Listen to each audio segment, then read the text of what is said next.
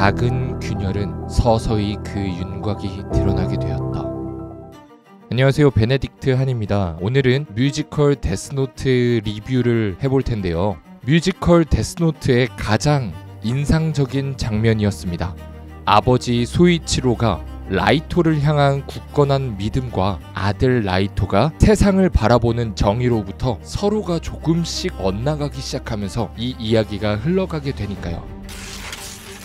뮤지컬 데스노트를 관람하며 처음 공연을 봤을 때는 그저 화려한 연출과 무대 기술 그리고 배우진의 퍼포먼스에 감탄하며 관람을 했었고, 재관람 때야 비로소 데스노트에 집중할 수 있었습니다. 2022년 데스노트를 꼭 봐야 하는 이유는 첫 번째, 배우들의 소름 돋는 연기력. 홍건우 배우의 라이토는 사실 전혀 걱정되지 않았고 그저 1800만 뷰에 빛나는 데스노트 넘버를 직접 귀로 듣고 싶었습니다. 데스노트 넘버에서의 홍건우 배우는 음원과 다르지 않은 라이브 퀄리티를 보여줬습니다. 이 점이 정말 넘사벽이라고 생각합니다. 저도 커버 작업을 해보곤 하지만 라이브가 음원과 다를 바 없다는 건 정말 내공이 깊으며 그 클래스를 입증하는 것이라고 생각합니다. 제가 오히려 깜짝 놀랐던 것은 김성철 배우였습니다. 배우가 신체를 잘 사용할 때 얼마나 매력적인지 그리고 얼마나 그 인물로 보이는지 느끼게 해줬던 것 같습니다. 물론 저는 피케팅 때문에 김준수 배우의 애를 보지 못했기 때문에 김준수 배우에 대한 언급을 하진 않겠습니다. 제 눈으로 직접 목격한 김성철 배우의 엘은 엘이라는 애니메이션 캐릭터가 우리 눈앞에서 존재할 때 어떻게 존재해야 하는지 명확히 알 수 있었습니다.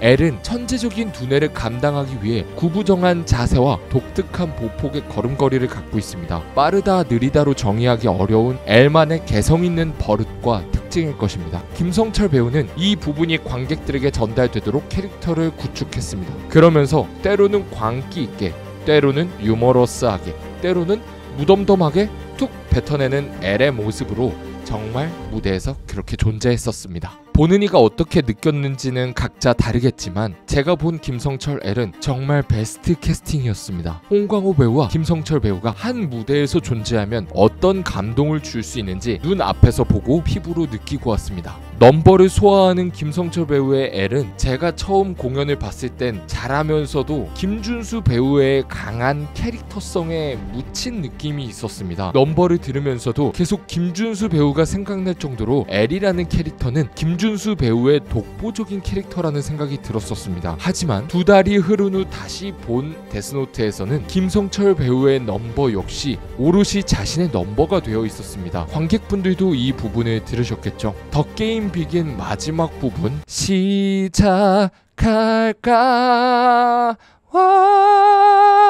하고 마무리되는 부분입니다. 그런데 더 게임 비긴이라는 넘버는 굉장히 부르기 힘든 난이도의 곡입니다. 이유는 초반부부터 중후반부까지 도약과 남자 배우들이 진성과 두성의 경계 부분에서 음들이 구성이 되어 있다 보니까 생각보다 한 곡을 수행하는데 필요한 에너지와 내구도가 상당한 곡인데, 이 곡 뒷부분에 가면 힘이 들어서 악보에 표기된 음대로 마무리 짓는 것조차 대부분 힘들 정도인데요. 김성철 배우는 여기서 한 번 더 도약을 하고 마무리를 짓습니다. 악보를 편곡을 해서 구성을 하고 들었을 때 그 감동은 잊을 수가 없이 정말 좋았습니다. 두 번째, 혁신적인 미디어 아트. 이번 뮤지컬 데스노트는 공연이 시작되기 전부터 오디 컴퍼니가 오피셜로 공개한 영상들을 보며 무대가 굉장히 특별하다는 것을 사전부터 알려왔었습니다. 하지만 스위니 토드와 지킬 앤 하이드 무대를 모두 봤던 저는 그 정도 무대를 생각하고 사실 크게 기대하진 않았었습니다. 하지만 제 생각은 완전히 빗나갔습니다. 무대는 굉장히 인상적이었고 충격적이었습니다. 제 개인적인 의견이지만 공연에서 영상을 쓴다는 건 양날의 검이라고 생각합니다. 정말 잘 썼을 때는 굉장히 다채로운 표현들이 가능하지만 때때로 영상은 투머치하게 느껴질 수 있고 때로는 조잡하게 보일 수 있습니다. 저 역시 주변 동료들과 가볍게 워크숍 공연을 진행하면서 영상을 활용해 공연한 적이 많았지만 때로는 좋은 선택이기도 했으며 때때로는 그렇지 못한 선택이었던 경우도 많았기 때문에 무대가 영상으로 구성된다는 것을 마냥 대단하게 생각하기도 어려웠습니다. 하지만 저의 생각은 역시 한없이 부족한 방구석 유튜버의 생각이었다는 것을 다시금 느낄 수 있게 해주는 무대 구성이었습니다. 그래서 이번 데스노트는 무대 바닥, 벽, 천장이 모두 LED로 구성되어 있었습니다. 입증되었습니다. 이렇게 구성한다는 것이 굉장한 도전이라고 생각했습니다. 하지만 도전이 아니라 입증이었고 증명이었습니다. 미디어 아트가 무대 예술에 어떤 혁신을 일으킬 수 있는지 보여주는 공연이었고요. 무대 속 영상을 처음 보는 것은 아닙니다. 레베카, 고스트 등 무대 기술을 통해 사실적이고 입체적으로 표현하는 것을 봐왔습니다만, 하지만 데스노트 속 무대 영상과 미디어 아트는 그 자체로도 예술이라고 봐야 할 정도로 무대 문법과 영상 문법의 집합체였습니다. 영상을 활용해 무대에서 표현이 불가능한 원근감을 만들어주고 눈으로 볼 수 없는 정서와 분위기를 표현하였으며 초현실적인 세상을 만들어주었습니다. 마지막으로 막과 막이 영상이 연결되도록 해주는 트랜지션 효과도 물 흐르듯이 연결해 주었습니다. 많은 뮤지컬들을 봤지만 아직 이번 데스노트만큼 미디어 아트가 극에서 비중이 이렇게 들어간 공연은 아직 본 적이 없었습니다. 그렇기에 뮤지컬 데스노트의 기법이 향후 한국 뮤지컬계 새로운 혁신을 불러올 수 있다고 생각합니다. 세 번째, 작은 균열의 정의를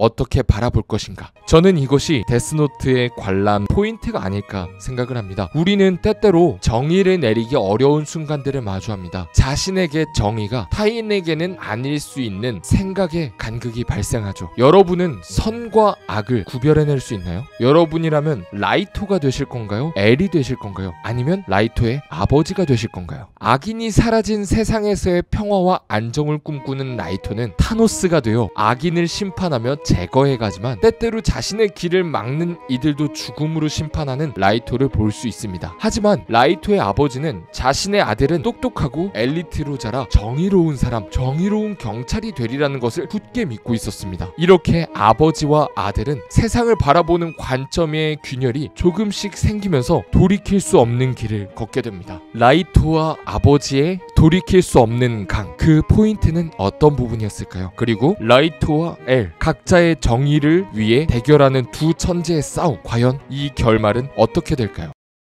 데스노트를 보며 마음에 들지 않았던 부분들을 이야기하겠습니다. 이 부분은 보는 분들마다 생각이 다를 수 있으니 유의해 주시면 감사하겠습니다. 결말의 설득력 부족. 데스노트가 매력 있는 이유는 초현실적인 존재 사신과 판타지 속의 생각을 해볼 법한 소재 데스노트, 그리고 이 데스노트를 통해 정의를 구현하려는 엘리트 고등학생 라이토, 이를 저지하려는 천재 수사관 엘의 대결, 이 포인트가 데스노트라는 작품의 매력적인 포인트인데요. 하지만 뮤지컬에서는 이 매력 있는 스토리의 결말이 류크의 변심으로 끝이 납니다. 이런 스토리 라인을 의도했다면 할 말은 없지만 류크가 데스노트에 라이토의 이름을 적으며 이 이야기는 끝이 나는데요. 더 이상 재미가 없다라는 말과 함께 종결시키게 됩니다.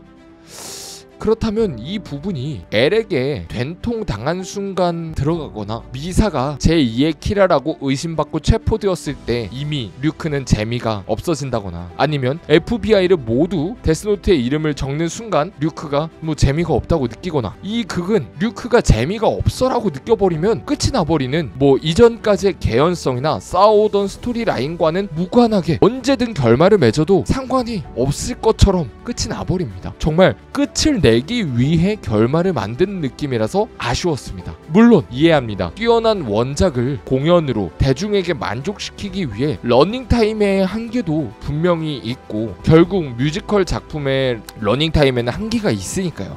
그렇지만 도입부부터 해서 이렇게 논 레플리카로 제작되어서 섬세한 미디어 아트로 구성되어 이렇게 흐름이 빠르게 전개되어 왔는데 마지막에 이렇게 끝나버리는 게 정말 아쉬웠습니다. 아무래도 너무 매력적이고 흡입력 강한 원작이 있는데 이를 각색하는 과정에서 다른 결말을 만들기 위해서 그랬던 건 아닐까라는 생각을 해봤습니다. 물론 이 허무한 결말의 연결선상으로서 시종일관 유쾌함과 재미, 캐릭터성을 갖고 있던 류크가 왜 라이토를 죽여야만 했을까요? 그리고 개인적인 견해지만 그렇게 유쾌하고 흥미롭던 류크가 갑자기 진지하게 무게를 잡으며 말하는 류크라는 행동이 동의가 잘 안 됐습니다. 마치 다른 캐릭터가 된 것 같았고, 대사가 굉장히 진중하게 표현되어 있기 때문에 연기를 그렇게밖에 할 수 없지 않았을까라는 생각도 들었습니다. 저는 이상으로 데스노트 리뷰를 마치겠습니다. 감사합니다. 베네딕트 한이었습니다.